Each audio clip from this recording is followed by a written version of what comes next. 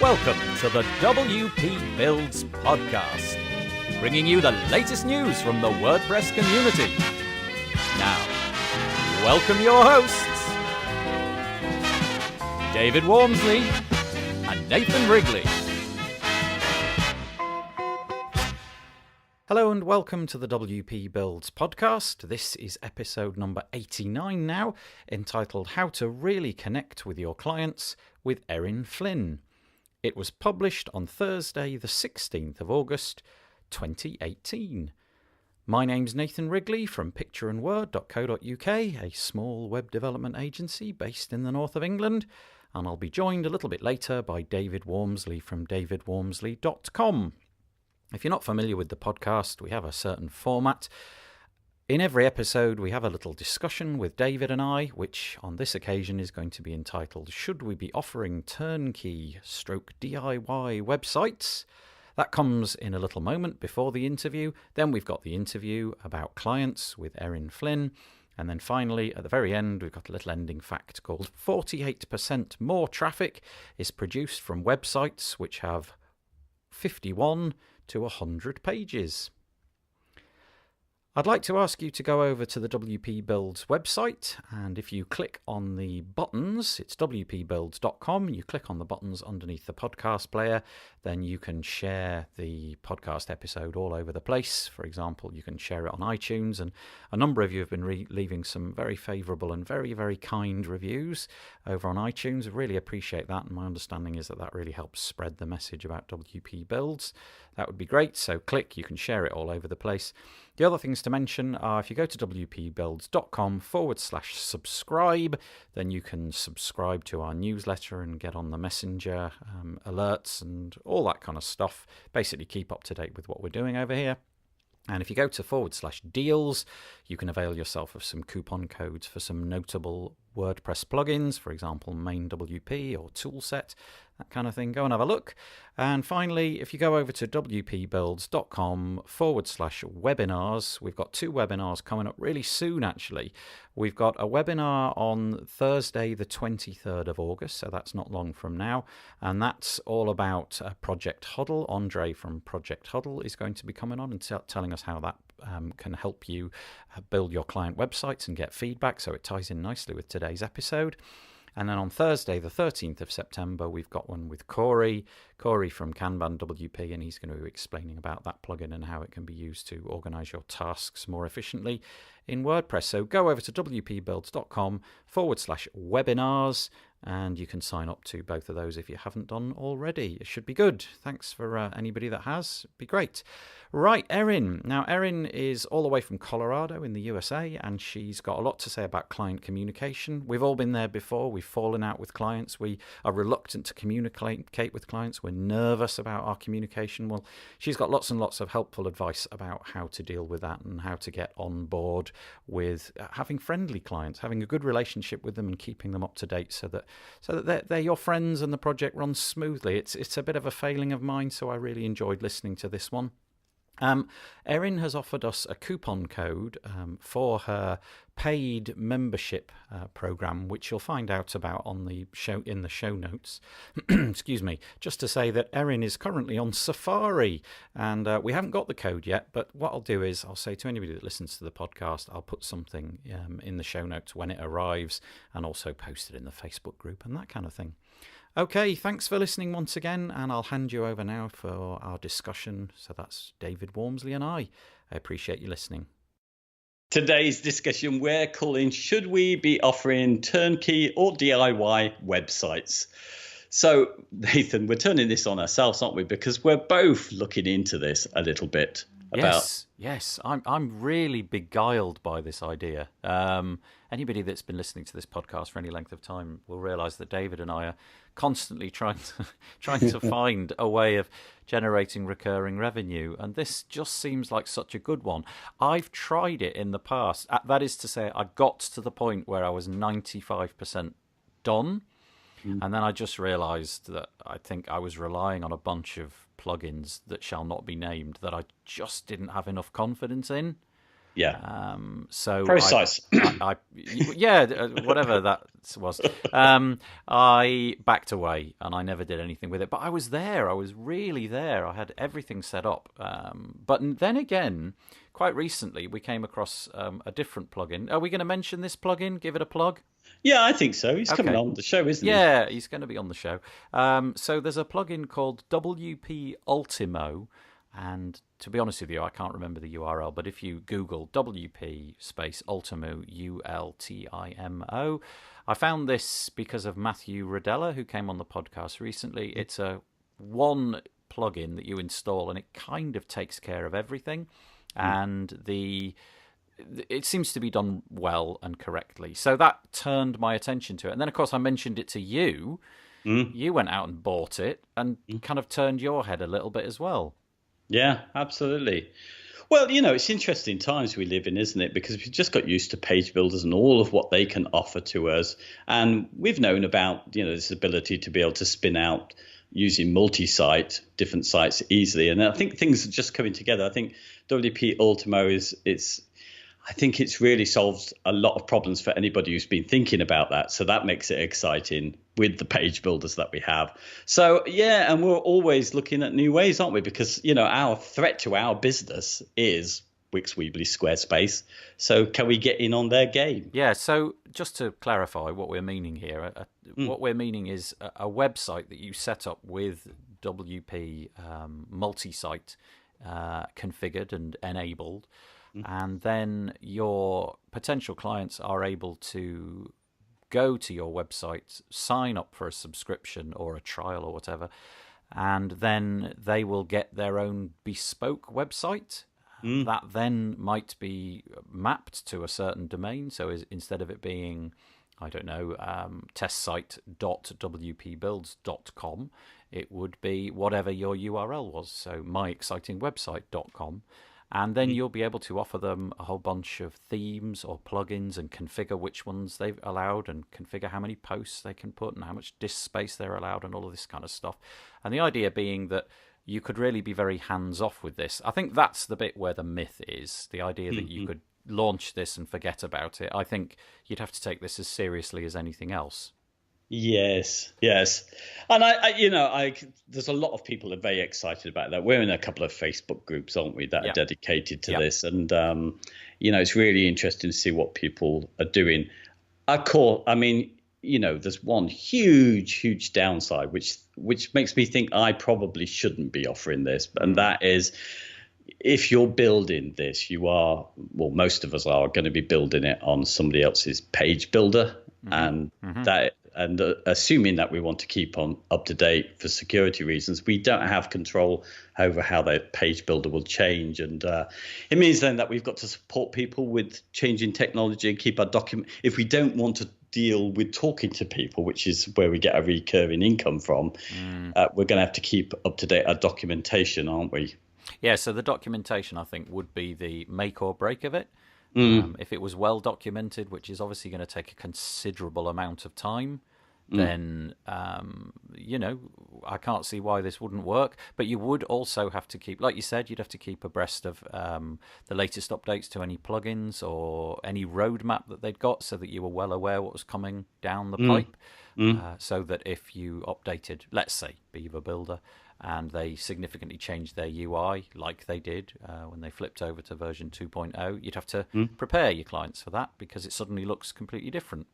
Yeah, and they're not our clients any longer. They're customers, aren't they? That we're so much distant from. And I think, Well, maybe not. Maybe that's a differentiator because we were talking before we started the call that in a sense it would be nice to have that automated website business where you didn't know anybody. But then on the other hand, maybe that's not the path to go down. Maybe you do have that automation, but you also stress that you are doing this. Look, it's me, it's Nathan Wrigley, it's David Wormsley, and when you fire in a support ticket, you're going to be getting to us. We're not some sort of giant organization, and you don't try to hide it. You explain, look, we're using WordPress, it's free and open source, we're relying on a whole bunch of plugins, and when you contact us, you'll be speaking to me. Not some agent that works for us for minimum wage.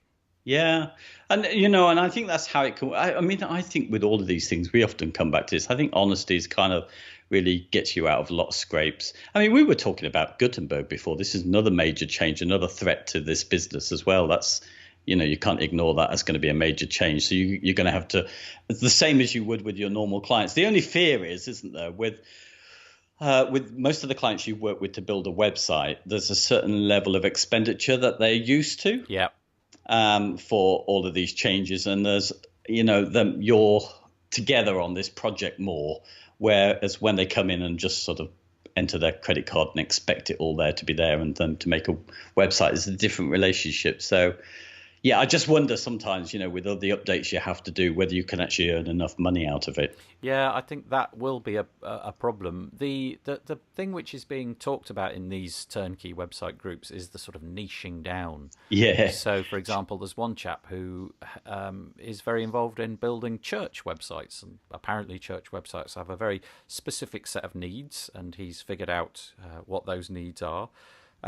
So they're very happy because they come along, they install their website, they get his template, and on the whole, by the sounds of it, they're very happy because he's already pre-configured all the things that they might need. So times of opening and a contact form or whatever it might be. And if you were to do the same for lawyers or estate agents or whatever, that might be another good differentiator. Not only are you the person dealing with that request, but you've also got templates which are utterly devoted to their little area of business. Yeah. He's done a fabulous job on that. And I think, it's because he's kept it really simple. In fact, effectively, there is only one theme, isn't there? Yeah. You've got a choice to be able to have different kind of menu types. That's basically the difference, but it's the same thing. So, very clever thinking there from my part anyway. Oh, sorry, from his part. So, yeah, I take all credit for his wonderful work, because it creates less support, and if something goes wrong, it'll go wrong on all of the websites. That's another problem altogether, of course, which we'll get to. But he'll solve that problem once, and that problem will then go away for everybody. Yeah. You know what, though? I obviously don't understand his business, but he's been in the business for some time of making church websites. So I'm wondering, whether this is a natural what's the word? Evolution. That was it. Yes. Because perhaps he's realised when he's making these sites for people, and I believe his former business, or probably still running, it has been fairly productized anyway. So he's just kind of cut more of himself out. So it's a natural progression.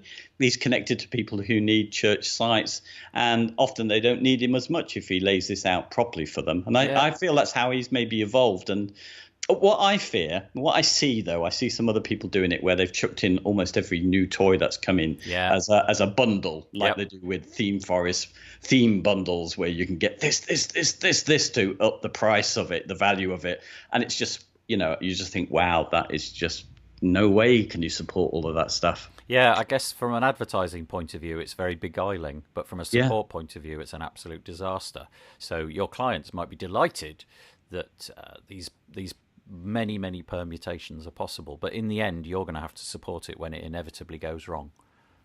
So I think he's got the right idea. Slim it down, get to the bare minimum of what you need, offer that at the price point which works for you, and claim that this is the church website building tool and that's all it does and nothing else. So if you're not a church, don't bother.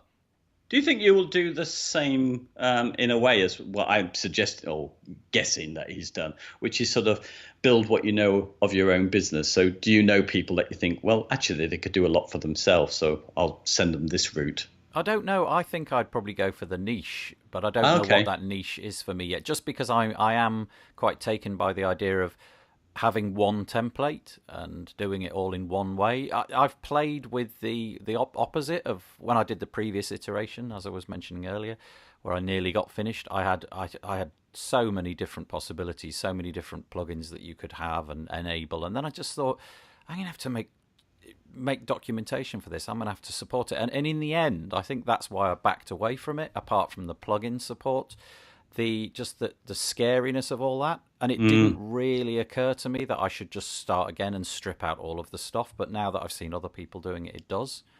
So I don't really know. I still haven't done a great deal about it. A lot of the stuff for me is the technical detail. It's the things like the automatic domain mapping, and Yeah. it's the things like obviously these days you've got to have an SSL certificate, and it's about whether or not you can create a free Let's Encrypt wildcard certificate, which will work Yes. across all the installs. And this WP Ultimo plugin works for specific hosts. So, for example, it's configured to work with WP Engine and a couple of others, but I haven't tried. Well, I have tried it on one host, and it didn't work out the way I was hoping to. The domain mapping all worked, but the wildcard certificate didn't. So I've abandoned that, and I might move on to excuse me, a different option like WP Engine and try again.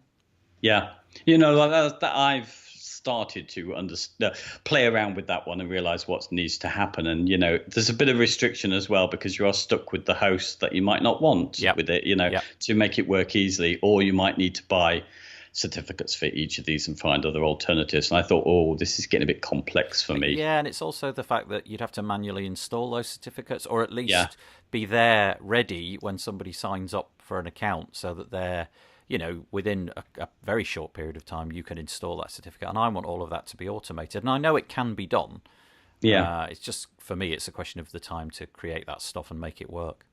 The one thing I think about the niches here, I mean, now, because the technology's changed quite a lot, there was a lot of niche DIY kind of sites out there already. I'm thinking of like the restaurant ones with Happy Tables and Restaurant Engine. Yep. But when they were made, that maybe not so much with Happy Tables, but the technology wasn't kind of as easy as it is now. So even if you're not finding a new niche that hasn't been explored, you could probably quite easily compete with an existing one where it's more cumbersome.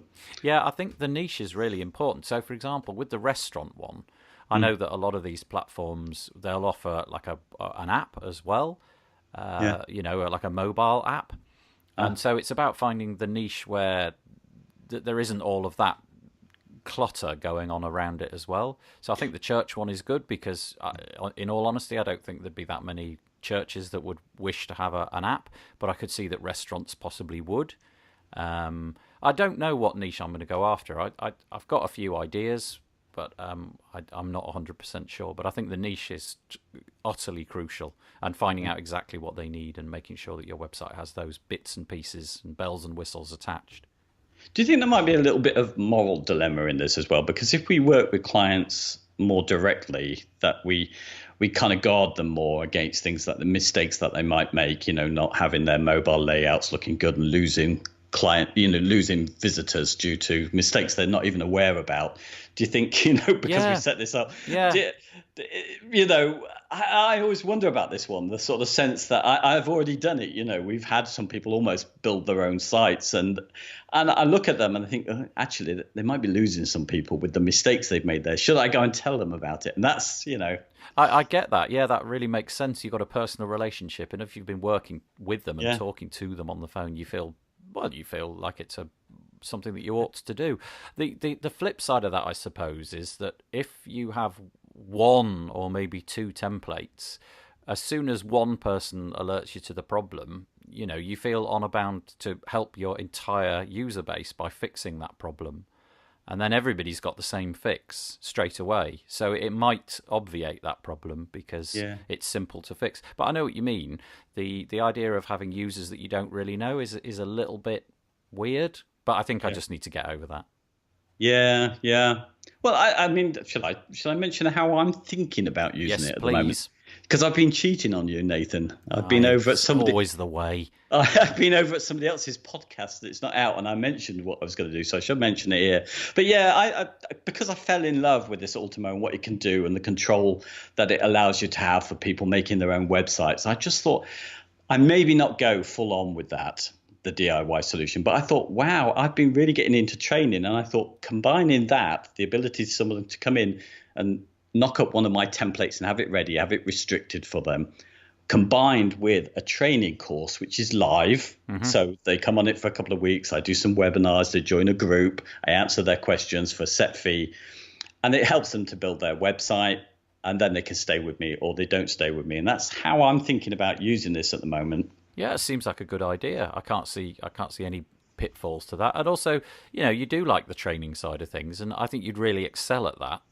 So just by being yourself and being in that community and putting yourself in the videos and explaining things carefully, I think you'd get a lot of users who would go to their friends and colleagues and say, look, you should use this service because the guy is brilliant at support, and he'll create a bespoke video if something goes wrong, or when there's an update we'll get a nice video demonstration, and it feels like it's been tailored just for us, because you are incredibly authentic in those videos.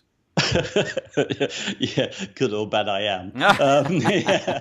The one thing that worries me about this, to be honest, is the price point. Yes. Because the competition are so cheap. They're at such a scale now that they can afford to rent, presumably, even have their own kind of server stack in their own data center. Yeah. I'm thinking about Wix and Squarespace and all of that kind of stuff. And they've got their own code base which has been written, and they can deploy all that and test it and make sure everything works. And it's cheap as chips. But that's where I think the niche comes in, and that's where I think your personal support comes in. And I think you just, like we said, you have to be really honest and say, it's just me.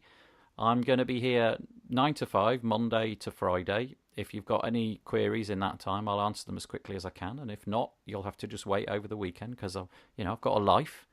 And I think some people will be drawn to that rather than the corporate or anonymous approach. Yeah, absolutely. Oh yeah, this is good. One thing before we end on this one though, Okay. Would you offer a free option in? Do you mean like a trial? Yeah, well, Or either a free, trial totally free. or a free package, which I see some have. They've started to do that, so you can actually unlimited, but it's the same as Wix, really. I think you put your own branding on it.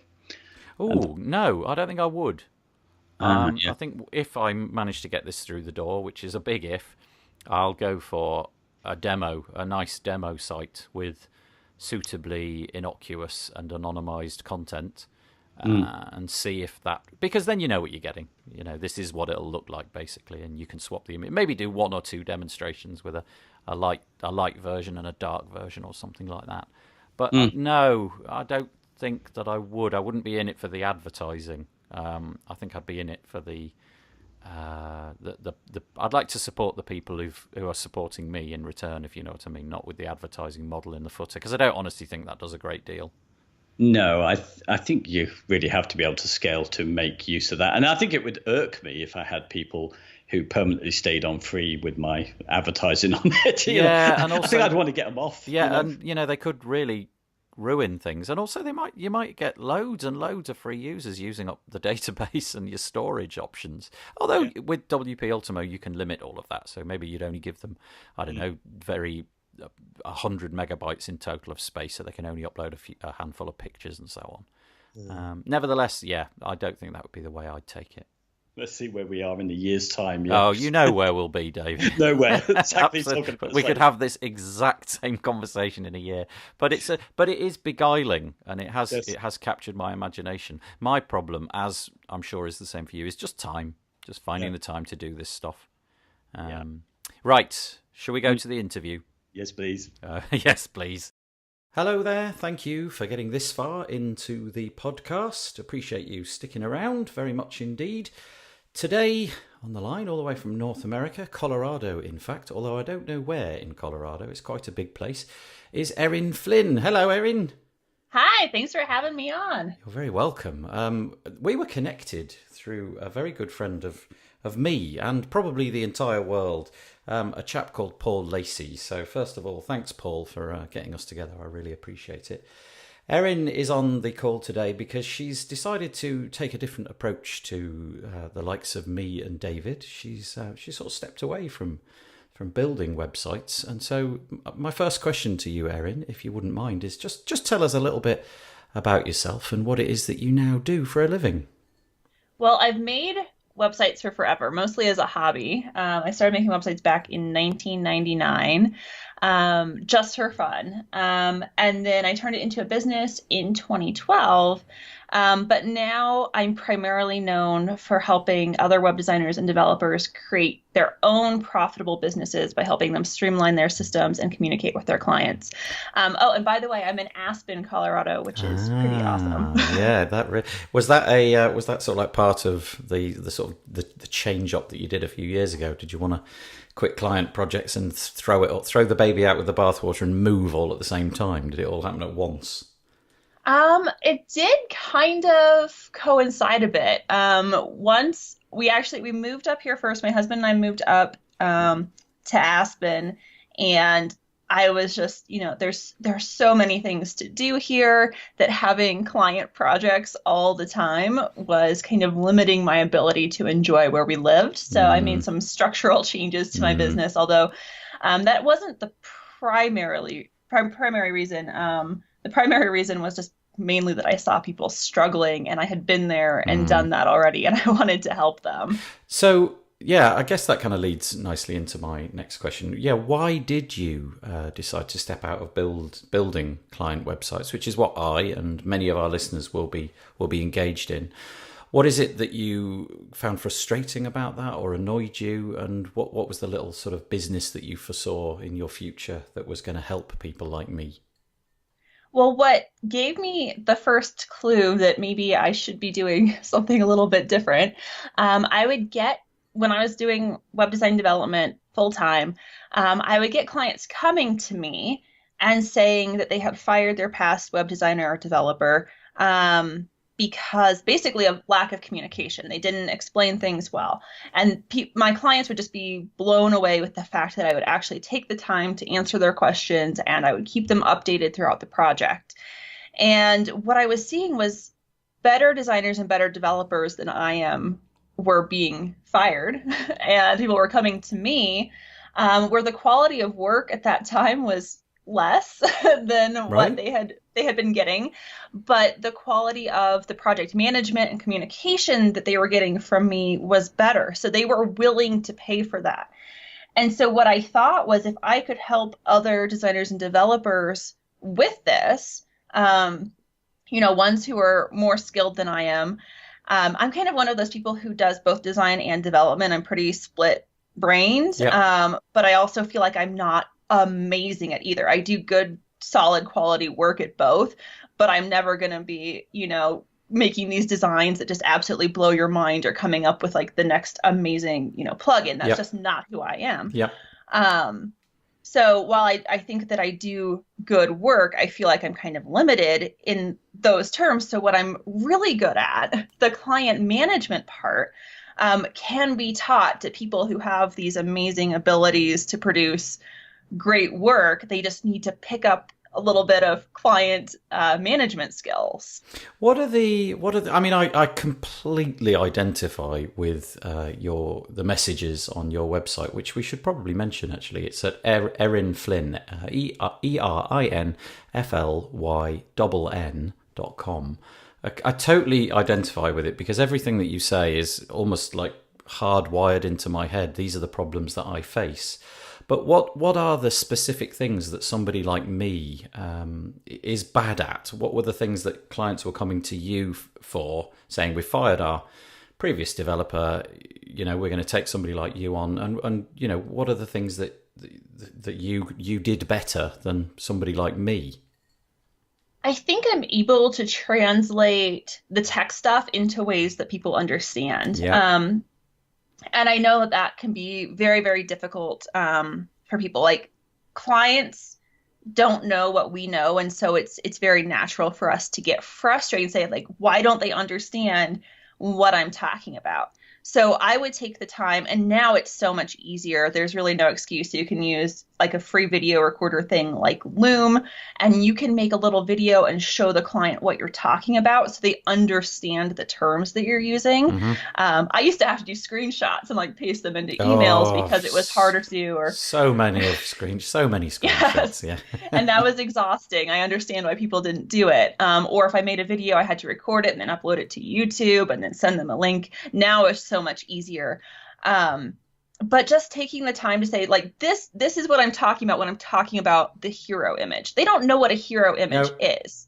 They have no idea. And why would they? They're not experts in what we're experts in. So, but when you take the time and you do a quick little, video walkthrough of maybe the homepage that you've designed instead of sending an email, and they can actually see what you're talking about, that goes a long way.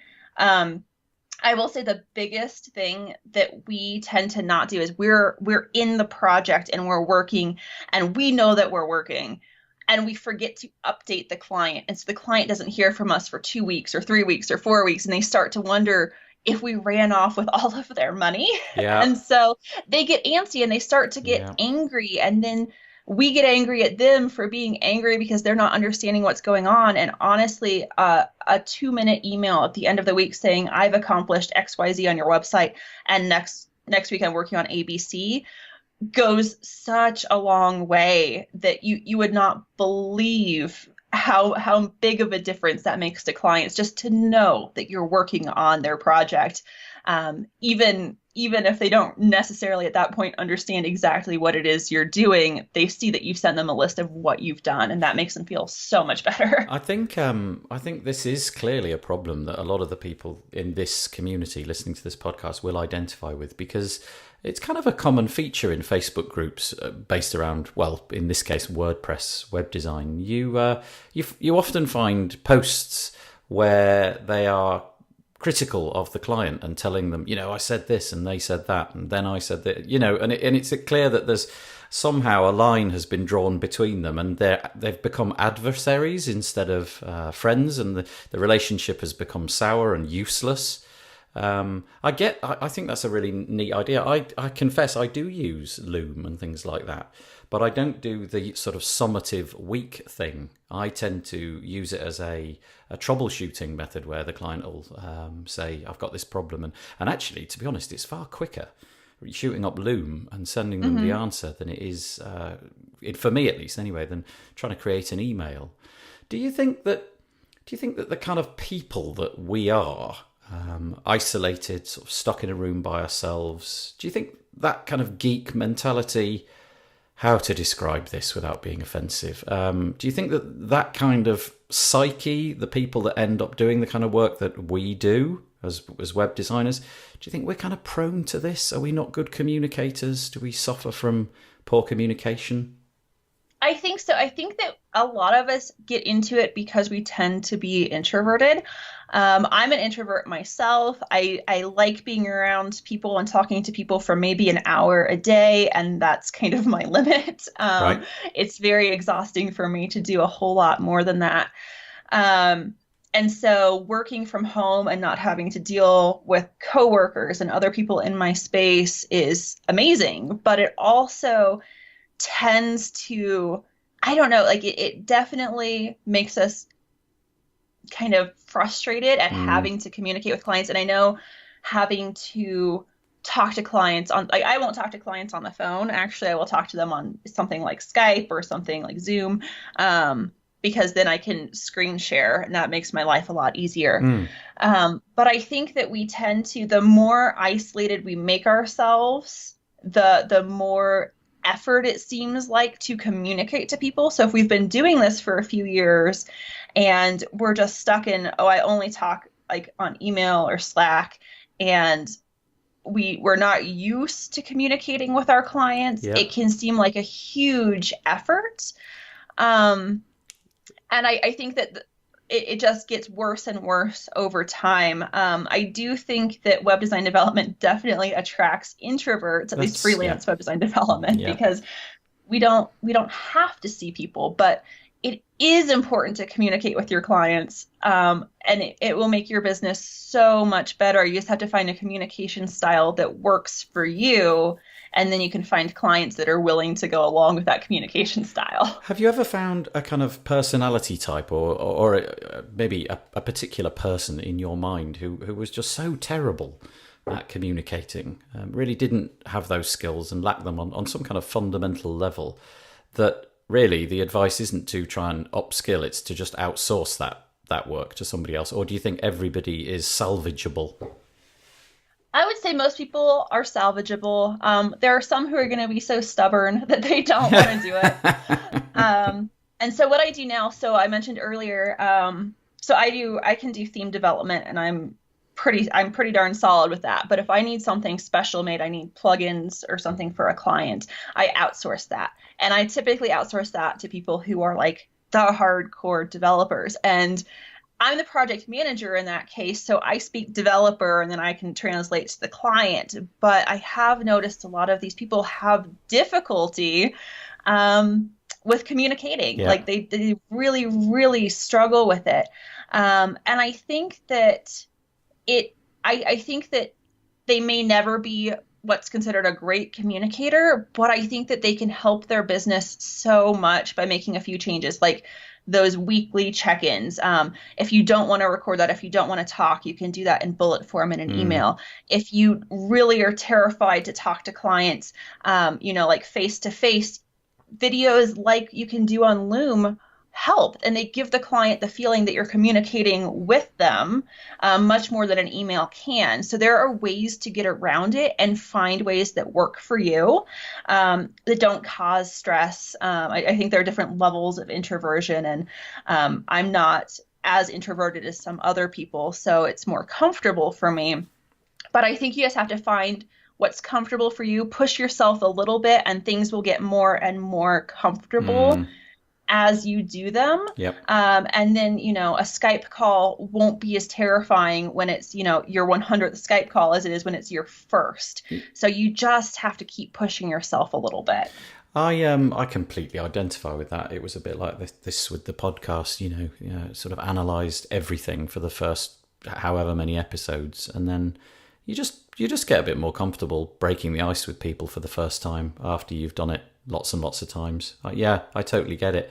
In terms of the kind of people, I mean, presumably we're talking about freelancers here. I'm guessing that if you're squirreled away somewhere in an agency, you can potentially be insulated from this because your role as a theme designer or a developer means that you're never client facing, but the majority of the people listening to this, and presumably the people you're reaching out to, are freelancers, and we don't really have a lot of choice. We've got to deal with clients. We've got to, sort the invoices out, build the website, do all of it ourselves, and then pass it over. So I go over to your website, which is, as I said, erinflynn.com. You got a lovely little quote at the top which says, we say mum instead of mom, so I'm going to say mum. My mum doesn't like this, or my mum doesn't like it.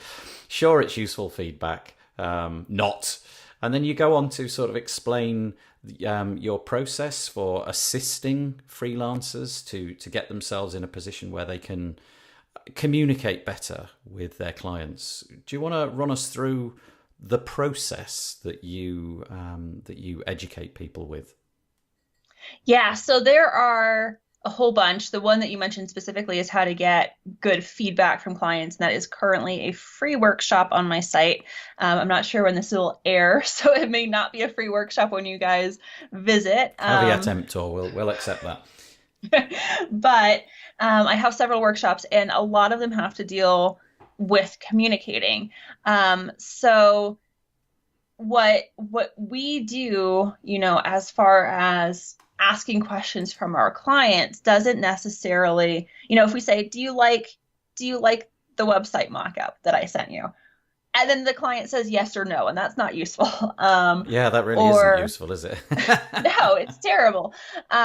So we have to lead them into giving us the proper feedback. But when you don't know what questions to ask, whether it's getting feedback or first starting a project, trying to figure out whether the project's a good fit for you, or whether it's dealing with clients in the middle of a project who are starting to get antsy or angry, it can be very frustrating. So I would say, the biggest help to me in terms of communicating with my clients is to not get angry, because again, they are not experts. So if they're asking you questions and you're just so frustrated that they don't get it, realize that they're an expert in something else. They're an expert in whatever their business is. If they were an expert in what we're doing, they would be doing it instead of hiring us. So remember, that they're not stupid. They're not trying to annoy you. They're just not an expert like you are. And that has been very helpful for me to take that step back and be like, why are they asking this? It's so obvious to me. Yep. But then the next thing is also, just think also, because they're not that expert, it's going to take a little bit more explanation. If you and I were talking about building a website, that conversation would look so different than if you were talking to a client or if I were talking to a client. Yeah, it's so true. Yeah. So really, I think putting yourself in their shoes and taking the time to explain things, do a little bit of education, is the best thing that you can do in terms of communication. Because if you don't do that, the client's just going to feel lost, and that's just going to make them, again, antsy and angry, and then you're going to get antsy and angry, and it's not going to be a good relationship, and they can turn sour and bad very quickly.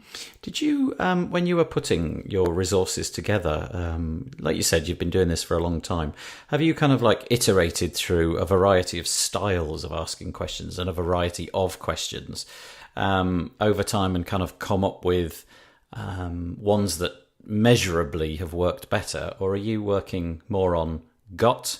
Because some people just are instinctively good at this kind of thing, aren't they? You go into a room and there's somebody holding the crowd. They're just good at that kind of thing. They've got the audience. They're a real raconteur. And I guess it's the same with what you're saying here. You've maybe just got a skill that somebody like me doesn't have. So that's my question. Was this sort of scientifically tested, or are you just working on what feels good and has proven to work? It's a little bit of both. Mm-hmm. I actually majored in communication in college. That'll do. Yep. So there was some science behind it. I learned how to do surveys, what type of question you should ask, in like depending on like how you should structure the questions based on the outcome that you want. And so there's definitely science behind it, as well as it was just something that came more naturally to me. In my workshops, I give a lot of like, here are the questions you should ask, when you're starting a project, and I have those all laid out. And those are the questions that I have used in my business and have been successful and given me the information that I need. Now, if you work with a totally different industry, or you just have a totally different style, you may need to tweak things. There's no black and white answer. Communication is not science. It's more of an art form. So while there's definitely data and, ways to get information from people in the proper way, it's not 100% perfect all the time. And sometimes you just get clients who, no matter how well you ask a question, you're going to need to do a little bit more hand-holding and try and go deeper with them because they're just maybe not good communicators themselves. It's a really ephemeral thing, isn't it? It's very hard to sort of pin down. But I wonder, over the course of me sending out however many hundreds or thousands of emails I've sent out to clients, I've just kind of written it in my own style and not really dwelled on it too much, and just thought, this is the way I behave, this is the language I use, there it goes. I try very much to be polite and never to sort of imply that I've got, better skills in one area than another. But I'm just wondering if I should invest time in this, because somebody else who's got the skills, like you say, you've got a degree in communication. There's probably an awful lot I could learn from somebody like you, because just working from my own gut feelings, I'm not sure how effective I am.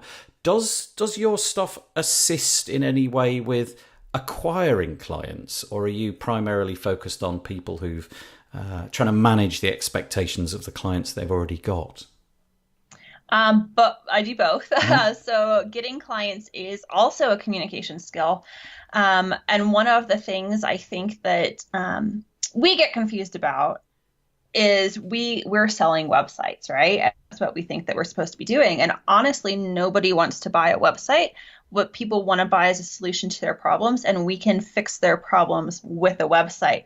But if we don't communicate that effectively to our target markets, then we're not going to probably attract the right kind of people. We're probably going to struggle to get clients every month. So that's also a communication thing. And one thing that I like to do, which is kind of just a quick tip in finding your target audience and attracting them, is go on Twitter, because everybody complains on Twitter. and you want to see what they're complaining about. And then make a list. It can be a secret, private, hidden list of people who you want as clients. So like the people who fall into the type of person you want to target. And you can make like a list of 10 people. And then just track what they say and save it in a document. And I want you to track what they say when they're happy, as well as what they say when they're frustrated. And even if it doesn't seem related to what you do, it can be really useful when you're writing your copy for your webpage. So if you find out that they hate the customer service on a certain airline and they go on this Twitter rant about how bad it was and what the issues were, you now understand what kind of customer service they don't like. And then on your website, you can say, well, look, we're never going to leave you stranded, for 6 hours in a airport. You wouldn't necessarily say it like that, but you would say, like, I'm never going to leave you hanging without knowing what's going on in your project. Yeah. I'm going to, make sure that you're informed the entire time. And so that obviously addresses a concern that they have. You've just twisted it from being about airlines to being about websites, and you help them. And likewise, if they're struggling to get their own clients, you can tell them about how the website that you build for them will help attract more clients, how it will help funnel clients towards their contact form or making a purchase, because that's what we do.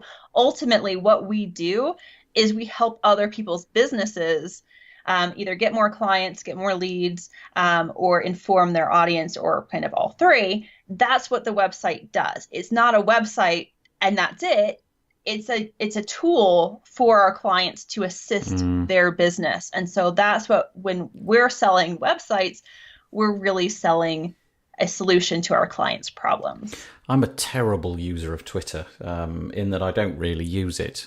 I occasionally put out tweets, but I spend absolutely no time whatsoever, browsing what other people are saying. So if I was to follow that thread for a moment, what would I even do? How do I go and follow people on Twitter? Is there a tool that you use? Is there some SaaS service which enables you to sort of, gauge the mood in the room, or, the mood of a particular person over time? There probably is. However, I just do it really simply. So who's your target market? Well, in my case, I'm just all about local businesses. So it's all the people that live within a certain sort of geographical radius of me. That tends to be where I go. Okay. So if you found their Twitter accounts, you would make a list. So Twitter has what's called lists, and you can just filter people onto them. So when you follow them, you can then add them to a list. So it can be, my target market, whatever, and it can be hidden. And then just, spend 5 minutes, 10 minutes a day scrolling through. And then when you see something that catches your eye in terms of what they're saying, throw that in a Google Doc. And then, a month later, you're going to have this like wealth of information about what your target audience sounds like and what they struggle with, as well as what they say when they're happy. So, and the happy thing is important too, because you want to show, when you're selling websites, you want to show them in the language that they use, what it's like, what the feeling is like when the website's done. So if they want to crack open a can of beer, at the end, or go down to the pub and get a pint, that's how they would celebrate something good in their lives. Then, on your website, you list out what happens, when you're building the website for them. And then you say, and then at the end, you can go down to the pub and you can get that pint and celebrate your brand new website launch. And they'll understand that. I completely get it, in that, given a choice of something which makes me happy and something which is I'm just sort of slightly disinterested in, yeah, human nature does draw you over to the one which speaks your language. It's a very subtle thing, though, isn't it? And probably something which most of us would just gloss over. But I'm guessing in the competitive landscape in which we now all live, the little tweaks, the tiny little alterations that you make have a kind of measurable impact over the long haul. Yeah, that's good advice. Speaking of good advice, if we go over to your website, you mentioned earlier that you've got one of the things that we talked about was free. The implication, therefore, being, I suppose, that you perhaps have a sort of ring-fenced membership type offering. Do you want to speak about anything that you offer on your website that somebody like me could get involved with? Yeah, so of course, as you mentioned, the free one kind of funnels into a paid option, which of course is totally optional. I'm not super spammy person. I hate those. But so if you go and you watch my free workshop, and I always have a free workshop at the top of my website. So depending on when somebody's listening to this, it may be a different workshop, but I always offer a free one. So you can get a sense of what I teach and how I teach, and hopefully get a problem solved very quickly. And then if you like that, I will invite you to join my membership. So I have a membership full of, I think it's over 25 right now workshops, a few taught by guest experts, a lot of them taught by me, and they're all focused on particular problems. So the free one, for example, right now is how to get feedback from your clients that you can actually use. And it is structured in a way that you can take what you learn and start getting better feedback from your clients literally today. And that's how all of the workshops are structured. They're structured so that you can have, your particular problem, you can find the solution to it and literally make a change within a few hours to a weekend at the longest. And then we also have a fantastic Facebook community that Paul Lacey is a member of. And it's just it's kind of everything that I wish I had known when I was starting my freelance web design business, and I had to figure out on my own, as well as a community for support. So if we were to sort of delve more deeply into the membership area, do you sort of break it out into sections? I know you mentioned there was sort of 20 different sections or so. Is there any that you kind of highlight as the ones which might be of interest to our listeners? Well, I'd say my most popular ones are about onboarding clients, because it's also onboarding and screening clients at the same time. So we've talked kind of about bad clients a little bit. What you want to do is you want to attract, of course, the right people to your website and, get them to hire you.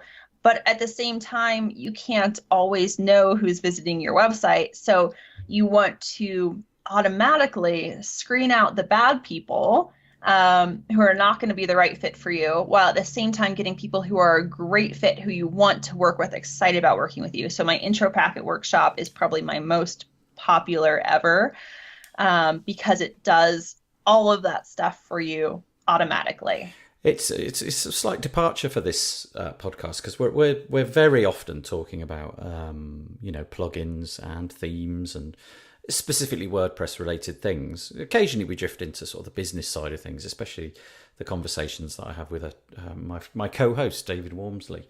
But it's a crucial part of everybody's business, because none of us are going to be in business for very long if we don't have more clients.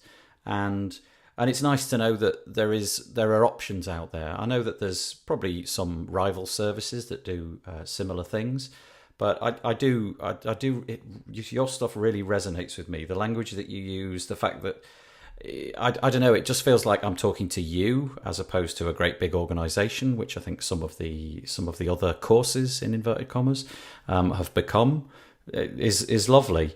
One thing that I stumbled across, I cannot even find how I stumbled across it now. There must have been a link buried somewhere. You have this utterly fabulous thing called, now the URL is saywhatemails.com. So it's saywhatemails.com.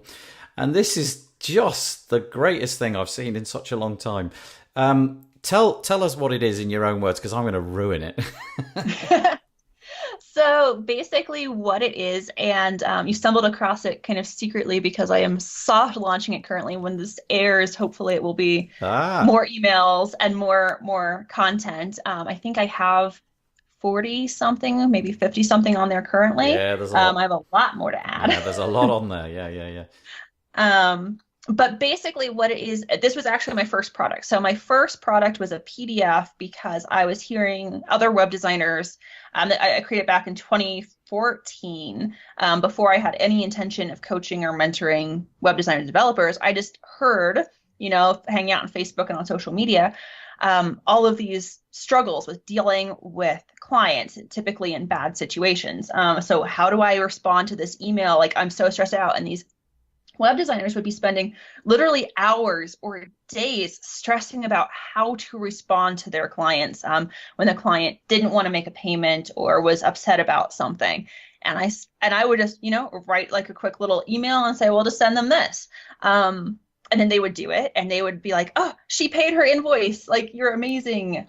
Which was very flattering and made me super happy. So eventually I just built up this whole kind of library of email templates. And I've sold it as a PDF for, oh gosh, it's been about 4 years now. There have been a few iterations, a few different versions of it. But this year I decided that I wanted to make this resource available for free. I've made good money off of it, but I want people to have access to these things. I don't want to see them stressing out. And I don't want them to have this barrier of having to buy it. So I decided to release it for free. So I've put it on a website, and I'm going to, right now it's currently, at the time that we're recording this, it is currently all emails basically for bad situations. So when you're stressed out with a client, but I'm going to add additional emails, like just typical everyday things like, thanks for paying your invoice. Like, here's a template, that you can put in your email or your invoicing system and have it automatically go out. Here's like basically we're starting your project. Here's what you say when you're starting a project. So it's going to have basically everything, as well as the ability for people to request templates as well. Yeah, I've seen the little request button. Yeah, it's so cool. Basically, if you go to this website, what you're presented with is a load of, it looks like the front of a book, lots and lots of book covers. And as an example, the one that's at the top, as I speak, says, what to say when you make a mistake or mess up a client's project. Right, we've all been there. We've all had to write that email, and we've all genuinely stressed about it. I can get tied up in knots about this stuff, and talk to people in my group of friends and say, I don't know how I'm going to handle this. What am I going to write? But you've done it. And what's really nice, I love this even more, that you don't just give us one, you give us a variety, depending on how stern or how hard you want to go in, or if you want to be sort of a little bit laissez-faire about it. So there's 4 options that you give us, and essentially it's a template with underlined sections where you are supposed to put clients' names or possibly the name of the project or something like that. And then we go on. There's what to say when a client is rude to you. I mean, how many times have we all written that email? And again, I thought you handled that really well. I read those through, and it starts with kind of, tone it down a little bit, and then eventually it kind of gets to, no, I'm not going to put up with this anymore, get lost, basically. There's a sort of level system to it. What to say when a client won't take no for an answer, what to say when a client tries to tell you how to do your job, what to say when you make a recommendation your client hates, and so it goes. You really must have spent an awfully long time thinking about this. Did you have to contrive any of this stuff, or did this stuff happen in always to you? Did you actually dig up old emails? Many of them happened to me. I was definitely how I think everybody is, kind of, disorganized, and like I definitely made the client mistake one. I didn't necessarily respond with every single option that I list there. I haven't made that. Thankfully I haven't made like that many mistakes and miscommunications with my clients. So typically, either I've experienced myself or I've helped someone write an email, and then I've gone with kind of different levels, kind of based on, like, when I would help someone write an email or give them an option, it would be based on the level basically of sternness that I thought that they should respond with. Yes. But then I've gone and added, like, maybe here's a nicer version, maybe here's an even more, stern version, so that people have more of an option to choose from, because every situation is different, and, and every client is different, and every web designer and developer is different. So, the way that you would respond, you might choose a different level of sternness than I would, or vice versa. So I wanted to give people some options, and they could also, kind of combine things and make it work for their actual situation. So not every single template has ever, necessarily been used by me or one of my students, but every situation has either been encountered by me or one of my students, and then I've kind of branched things off from there. Yeah, and like you said, there's about 40 of these, covering everything. And as you say, it focuses at the moment on problems And I went through them all and looked at the titles of all of them and thought, yep, know that, got that, yep, been there, done that. And I thought, how many times have I sat down, wasted half an hour pondering what to write, when in all honesty, it would have been just quicker to have a website just like yours and copy paste it. And it sums up beautifully what I was probably trying to say in the first place. And to me, if I was to come and I'd not heard of Erin Flynn before, and I was thinking about relationships with clients and how I can improve those, seeing that you've produced that is real kudos, because that tells me that you've been there and done that, and you're the genuine article. I've kind of unfortunately used up all of your time. We're approaching about 36, 37 minutes, which is kind of the amount of time we allot to this. So I am just going to say thank you for joining us and give you as much time as you like to do a bit of self-promotion, if you like, and tell us where you can be found on Twitter or wherever. So, Erin Flynn, thanks a lot. Now is your turn to go for it. Thank you so much for having me. This has been such a fun conversation. I've really enjoyed it. Oh, good. So if you are listening and you want to learn more about me, erinflynn.com is the place to go, and you can find all of my social media there. I have information. Always have a free workshop. I have tons of blog articles about helping you with your web design or development business. So feel free to poke through there. And if you feel so inclined, join the membership, because it is full of amazing web designers and developers, not just me, who will support you in the community and have your back. And that's, I think, one of the best things that you can do as a freelance web designer and developer is have a supportive community. And then, of course, if you want to check out those email templates, saywhatemails.com, we are launching basically now. So go check them out. And if you have any requests for emails, feel free to make them. Yeah, really great. I've enjoyed this chat. I kind of wish I had more time, and there's probably a whole bunch of questions that would have occurred to me had we had more time, but there you go. Thanks for coming on and telling us all about, how to improve the relationships between us and our clients. Thank you very much, Erin Flynn. Thanks again. And today's ending fact, again, is coming from sagipol.com with their jaw-dropping statistics. We love these. So we've moved now to 48, which is... 57, which is 48%. Actually, we've moved to... I'm looking at the number that on this blog post. It's actually 98. So the statistic is 48% more traffic is produced from websites that have 51 to 100 pages. Actually, do you know what, Nathan? I'm looking at this at the bottom of this. It's got little things saying these statistics have been obtained by deep research and case studies, by the way. So, oh, yeah, no doubt. This is top quality research done by incredibly large cranial capacity people. There's no doubt. 48% more traffic is produced from websites which have 51 to 100 pages. Okay, I can see that, actually. I can see, presumably this is an SEO thing. You've got heritage, you've got lots of content, therefore your stuff appears higher in the search engine rankings.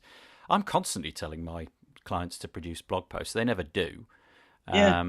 But I'm sure that is a metric that Google uses, the amount of content that's on there. And obviously there's keyword linking to those pieces of content.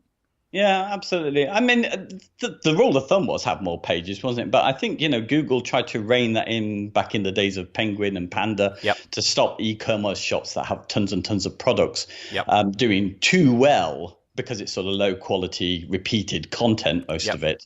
So it's interesting. I mean, again, it doesn't give us any real information, but it just makes me wonder whether we should be still pushing towards more and more content, even if it's a little bit weak. Yeah, I would imagine there's a benefit in it. Well, I don't know. It's a time over money thing, isn't it? If you're really not getting too much of a benefit, the ideal would be lots and lots and lots of high quality content, which is bespoke and written. But what are the chances of that for most of our clients? Probably not all that great. Yeah, we all can't be like Sag IP. What is it? I don't even know how you pronounce that. Sagipol. Yeah. The true repository of internet knowledge, as we now know. Right, okay, let's say goodbye. Thanks for listening all the way to the end of the WP Builds podcast. Appreciate it very much indeed. If you head over to wpbuilds.com/subscribe, you can get on our newsletter and all the other various ways which we have of stalking you across the internet. And if you go and leave a iTunes review, that's really, really helpful. I appreciate that very, very much indeed. And /deals if you want to use some of our coupon codes. But apart from that, cheesy music coming in, and I'm going to say goodbye from me, Nathan Wrigley. And goodbye from me, David Wonsey. Bye-bye. Bye-bye.